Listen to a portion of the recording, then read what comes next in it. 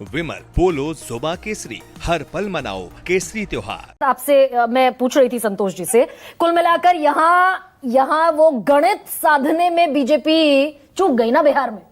भाई वो जो मंडल और कमंडल का मसला है, हमारे मन में मंडल है, हमारे दिल में कमंडल है। बिहार दरअसल वैसी सरजमीन है कि यहाँ सोशलिस्ट नेता बाजी मारते हुए दिखेंगे। हिंदू मुसलमान तो नहीं चलेगा बिहार में। बहुत डिटेल में संतोष जी ने आपको बता दिया है। वो समाजवाद का एक बहुत ही मजबूत ग्राउंड बिहार रहा है। मधु दंडवते से लेकर जॉर्ज फर्नांडिस से लेकर तमाम लोग वहां गए हैं बाहर से, और बिहार ने उनकी राजनीति देखी है। तो मूलतः जो वहां का ग्राउंड है वो बड़ा फर्टाइल ग्राउंड है समाजवाद के लिए। और पिछले 30-35 सालों में आप देख लें, और उसके पहले तो खैर बीजेपी नहीं ही थी, तो लालू यादव और नीतीश कुमार ने ये इंश्योर किया है कि बीजेपी अपने दम पे वहां बहुत मजबूत स्थिति में नहीं आ सकती है। बीजेपी इस मुगालते में थी कि नीतीश कुमार के स्वास्थ्य में गिरावट के बाद वो शायद ऐसी स्थिति में आ जाएगी जहां से वो टेक ऑफ कर सकती है। वो नीतीश कुमार के 43 सीटों वाले नीतीश कुमार को थोड़ा पुश करके वो आगे बढ़ सकती है। इसीलिए हिंदू मुसलमान का भी एक स्ट्रीम छोड़ा गया। नहीं, हिंदू मुसलमान वो पॉकेट्स में है। वो कहां हुआ है, अगर आप पॉकेट्स देखेंगे तो आपको समझ में आ जाएगा कि वो टैक्टफुल था, वो जानबूझकर किया गया था। वो सिवान के इलाके में किया गया, वो गोपालगंज के कुछ इलाके में किया गया, वहां पे हाँ सीमांचल में गिरिराज सिंह तो उसके पुरोधा है, तो गिरिराज सिंह कहीं भी कर सकते हैं। लेकिन कहीं कहीं ये कार्ड चलता है या चलाने की कोशिश की जाती है। आप नेशनल एवरेज के हिसाब से देख लें, नीतीश कुमार को हम और आप मिलकर घेर सकते हैं, लेकिन वहां पे सांप्रदायिक राजनीति नहीं हुई। जब लालू यादव थे तब भी, और जब नीतीश कुमार आए तब भी। जब नीतीश कुमार बीजेपी के साथ थे तो आपसी बातचीत में एबी वर्धन उस जमाने में जिंदा थे, सीपीआई के महासचिव थे। उन्होंने कहा कि नीतीश कुमार प्रधानमंत्री के लिए बहुत उपयुक्त उम्मीदवार हो सकते हैं। वो बीजेपी के ट्रायड और टेस्टेड अलाई थे, और वर्धन कह रहे हैं कि नीतीश कुमार प्रधानमंत्री के एक अच्छे उम्मीदवार हो सकते हैं। तो नीतीश कुमार ने वो ग्राउंड कई बार फ्लिप फ्लॉप के बाद भी उन्होंने अपना बचा के रखा है। कमिंग बैक टू दिस चुनाव, दिस मतलब हिंदू मुसलमान तो बिहार में नहीं चलेगा, ये तय मान लेना दर्शक।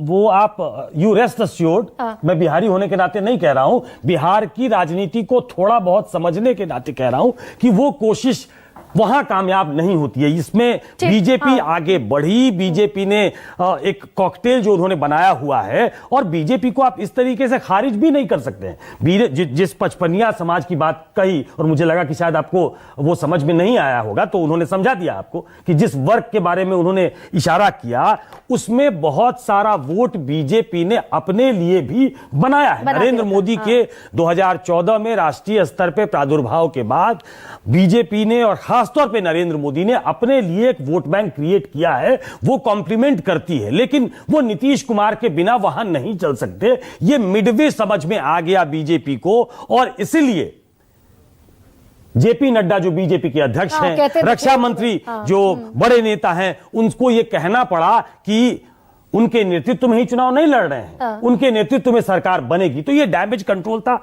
ये मैं बार बार कह रहा हूं। एक दूसरी जो महत्वपूर्ण बात मुझे लगती है, किसी भी चुनाव का एक ओवरराइडिंग एक फैक्टर होता है जो तमाम चीजों पे छा जाता है। वो आप कॉन्स्टिट्यूएंसी वाइज, जो कन्हैया सर कह रहे थे कि इस कॉन्स्टिट्यूएंसी में भाई चंपारण देख लीजिए, आप कोसी देख लीजिए, या सीमांचल देख लीजिए, शाहबाद का इलाका देख लीजिए, कहां बढ़ेंगे।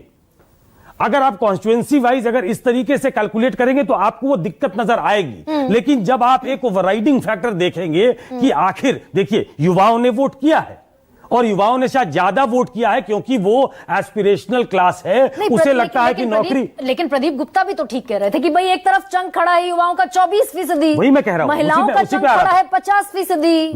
मैं महिलाओं पे भी आता हूं। देखिए मतलब एम-वाई कॉम्बिनेशन का मतलब ये नहीं है कि पूरा एम और पूरा वाई एक मुश्त चला जाता है। तो महिलाओं में भी उनके वोटर हैं जो उनको देते हैं, लेकिन लार्जली वो नीतीश कुमार के वोटर है। और अगर उन्होंने अगर जो मेरी जानकारी है 4% के आसपास युवाओं ने ज्यादा वोट किया है, पुरुषों ने ज्यादा वोट किया है आरजेडी गठबंधन को, तो करीब 10%, 9% के आसपास महिलाओं ने वोट किया है। और इस बार महिलाओं के वोट करने की संख्या भी ज्यादा है एनडीए के पक्ष में, तो वो शायद एक एज और एक हो सकता है कन्हैया बेलारी कह रहे हैं कि 1.5 करोड़ महिलाओं को पहुंचा दिया, लगभग 3.25 करोड़ ने या 2.5 करोड़ महिलाओं ने वोट किया। तो जिन्होंने नहीं किया उन्होंने एंटी वोट भी तो किया ना। अमिताभ तिवारी जुड़ गए हैं। अमिताभ